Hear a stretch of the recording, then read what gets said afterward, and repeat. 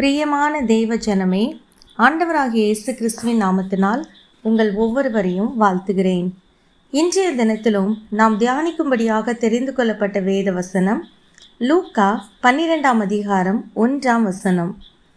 அத்தருணத்திலே அநேகமாயிரம் ஜனங்கள் ஒருவரையொருவர் மிதிக்கத்தக்கதாக கூடி வந்திருக்கையில் அவர் முதலாவது தம்முடைய சீஷரை நோக்கி. இந்த வசனத்தை குறித்து தான் நாம் இன்னைக்கு தியானிக்க இருக்கிறோம். இந்த வசனத்தில் என்ன சொல்லப்பட்டிருக்கிறது? அநேகமாயிரம் ஜனங்கள் ஒருவரை ஒருவர் மிதிக்கத்தக்கதாக கூடி வந்திருக்கிறாங்க. எதுக்கு கூடி வந்திருக்கிறாங்க?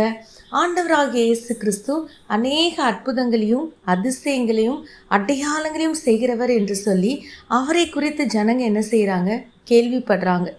அவருடைய கீர்த்தி தேசமெங்கும் பரவிற்று. ஜனங்கள் ஆண்டவராகிய இயேசு கிறிஸ்துவை குறித்து கேள்விப்பட்ட உடனே எப்படியாவது ஆண்டவராகிய இயேசு கிறிஸ்துவை நாங்கள் பார்த்து ஆக வேண்டும் என்று சொல்லி இந்த ஜனங்கள் ஓடோடி வராங்க. இந்த ஜனங்கள் எதற்காக வந்தாங்க அப்படின்னு சொல்லிட்டு வேதத்தை தியானித்து பார்த்தோம் என்றால், ஒரு காரியம், இந்த ஜனங்கள் அவருடைய போதனையை கேட்கும்படியாக வேகமாக ஓடி வராங்க. இன்னொரு காரியம், அவரிடத்தில் இந்த அற்புதத்தை பெற்றுக்கொள்ளும்படியாக வேகமாக ஓடி வராங்க. நம்ம வேதத்தை வாசித்து பார்த்தோம் என்றால் தெரியும், ஆண்டவர் எங்கெல்லாம் போகிறாரோ அங்கெல்லாம் ஆண்டவரை சுற்றி ஒரு பெரிய கூட்ட ஜனங்கள் எப்பயுமே அவர் பின்னாடி போயிட்டே இருப்பாங்க. ஏன் ஜனங்கள் எப்பொழுதும் அவர் பின்பாக போய்கொண்டே இருக்கிறார்கள் என்று சொல்லி பார்த்தோம் என்றால், அவருடைய போதனையை கேட்க. அவருடைய போதனை அத்தனை இனிமையானது. ஜனங்கள் எப்படி வாழ வேண்டும், என்ன செய்ய வேண்டும் என்று சொல்லி ரொம்ப அழகாக ஆண்டவர் என்ன செய்வார்? அவர் தம்முடைய போதனையை இந்த ஜனங்களுக்கு கொடுப்பார்.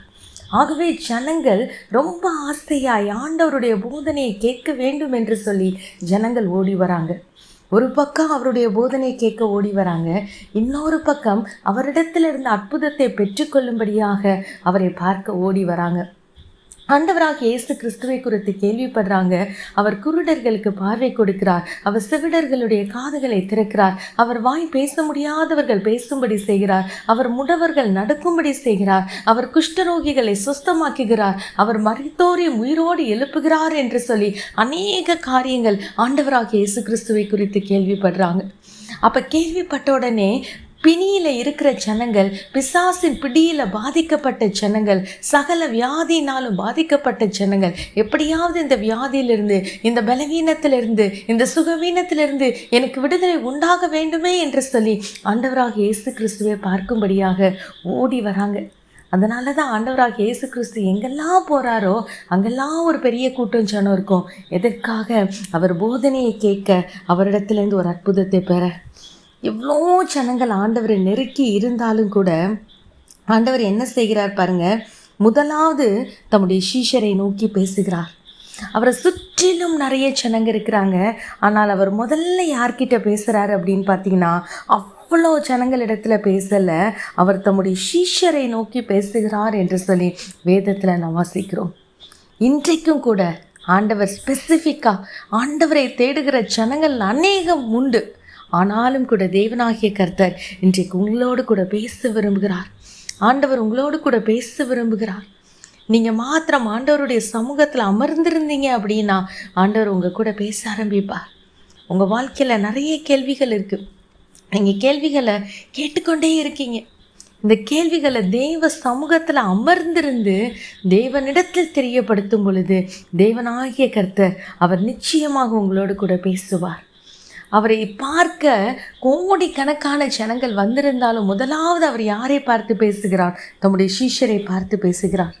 இன்றைக்கும் உலகத்தில் அநேக ஜனங்கள் ஆண்டவரை தேடிக்கொண்டிருக்கிறாங்க. ஆனால் ஆண்டவர் ஸ்பெசிஃபிக்காக உங்கள் கூட பேச விரும்புகிறார். ஆண்டவர் எல்லாரையும் நேசிக்கிறார். அதனால தான் யோவான் 3ஆம் அதிகாரம் 16ஆம் வசனத்தில் சொல்லப்பட்டிருக்கிறது, தேவன் தம்முடைய ஒரே பேரான குமாரனை விசுவாசிக்கிறவன் எவனோ அவன் கெட்டு போகாமல் நித்திய ஜீவனை அடையும்படிக்கு அவரை தந்தருளி இவ்வளவாய் உலகத்தில் அன்பு கூர்ந்தார் என்று சொல்லி அவருடைய அன்பை குறித்து சொல்லப்பட்டிருக்கிறது. அவர் இவ்வளவாய் உலகத்தில் அன்பு கூர்ந்தார். உலகத்தில் அன்பு கூர்ந்தார் என்றால் உலகத்தில் இருக்கிற எல்லா ஜனங்கள் மீதும் அன்பு கூர்ந்தார். வருத்தப்பட்டு பாரம் சுமக்கிறவர்களே, நீங்கள் எல்லாரும் என்னிடத்தில் வாருங்கள் என்று சொல்லி தான் ஆண்டவர் சொல்கிறார். குறிப்பிட்ட ஜனங்களை மாத்திரம் கூப்பிடவில்லை, குறிப்பிட்ட ஜனத்தின் மீது மாத்திரம் அவர் அன்பு செலுத்தவில்லை. அவர் வருத்தப்பட்டு பாரம் சுமக்கிற எல்லா ஜனங்களையும் அவர் கூப்பிடுகிறார். எல்லா ஜனங்கள் மீதும் அன்பு வைத்திருக்கிறார். ஆனாலும் கூட இந்த நாளில் தேவன் உங்களிடத்தில் ஸ்பெசிஃபிக்காக பேச விரும்புகிறார். எப்படி அவரை தேடி திரள் கூட்டமான ஜனங்கள் அவரை காணும்படியாக அவரை பார்க்க அவர்கள் வந்திருந்தார்களோ, அவரை எப்படியாவது நாங்கள் பார்த்தாக வேண்டும் என்று சொல்லி ஒரு திரள் கூட்ட ஜனம் ஆண்டவராக இயேசு கிறிஸ்து இருந்த இடத்தில் வந்து காத்து கொண்டிருந்தார்களோ, அந்த இடத்துல கூட கர்த்தர் முதலாவது தம்முடைய சீஷரை நோக்கி பார்த்து பேசினது போல இன்றைக்கு தேவன் உங்களை பார்த்து பேச விரும்புகிறார். நீங்க ஆண்டவரோட பேச ஆயத்தமா? ஆண்டவர் உங்களை பார்த்து பேச விரும்புகிறார் அல்லவா? என் மகன் என்னோடு பேச மாட்டானா, என் மகள் என்னோடு கூட பேச மாட்டாளா என்று சொல்லி ஆண்டவர் காத்து கொண்டிருக்கிறார். ஆண்டவர் எதிர்பார்த்து கொண்டிருக்கிறார். என் பிள்ளை என்னோடு கூட பேச வேண்டும் என்று சொல்லி ஆண்டவர் எதிர்பார்த்து இன்றைக்கு உங்களை நோக்கி பார்க்கிறார். நீங்கள் கர்த்தரோடு கூட நீங்கள் பேச ஆயத்தமா? நீங்கள் கர்த்தருடைய சமூகத்தில் நீங்கள் அமர ஆயத்தமா? நீங்கள் தேவனோடு கூட உங்கள் நேரத்தை செலவிட நீங்கள் ஆயத்தமா? ஆண்டவர் இன்றைக்கு உங்களை பார்த்து கேட்குறார், மகளே, நீ என்னுடைய சமூகத்தில் அமர்ந்திரு, நான் உன்னோடு கூட நான் பேச விரும்புகிறேன், நீ என்னோடு கூட பேசு என்று சொல்லி ஆண்டவர் இன்றைக்கு உங்களை பார்த்து பேசுகிறார். இன்றைக்கு நீ என்னோடு கூட உறவாடும்படியாக என்னுடைய சமூகத்தில் நீ கடந்து வா மகளே என்று சொல்லி ஆண்டவர் இன்றைக்கு உங்களோடு கூட பேசிக்கொண்டு இருக்கிறார். ஆண்டவர் இடத்துல சொல்லுங்க, இசப்பா நான் வரேன். ஆண்டவர் பாருங்கள், எல்லாரையும் நேசிக்கிற ஆண்டவர், எல்லாரையும் நேசிக்கிற ஆண்டவர் தான். ஆனாலும் கூட முதலாவது அவரை உங்களிடத்தில் பேசும்படியாக விரும்புகிறார். இன்றைக்கு தேவன் உங்களிடத்தில் பேசும்படி விரும்புகிறார். ஸ்பெசிஃபிக்காக உங்களோடு கூட தேவன் பேசும்படி விரும்புகிறார். அவரோடு கூட நீங்கள் பேச ஆயத்தமா? ஆண்டவரிடத்தில் பேசுவோமா? அப்பா பிதாவே, நீர் எங்களை எவ்வளவாய் நேசித்து எங்களோடு கூட நீங்கள் பேச விரும்புகிறீங்கப்பா. முதலாவது நீர் சீஷரை நோக்கி பேசினது போல இன்று நீர் எங்களை நோக்கி ஆண்டவரே நீர் பேச விரும்புகிற அந்த தயவுக்காக உமக்கு ஸ்தோத்திர ராஜா. ஆண்டவரே, உம்முடைய அன்பு எத்தனை பெரியது ராஜா. அந்த அன்புக்காக நாங்களுமே ஸ்தோத்திரிக்கிறோம், அந்த அன்புக்காக நாங்களுமே துதிக்கிறோம் ராஜா. தகப்பனே, நாங்கள் உம்முடைய சமூகத்தில் இன்னும் அதிகமாய் நாங்கள் அமர்ந்திருக்க எங்களுக்கு கிருபை கொடுங்கப்பா.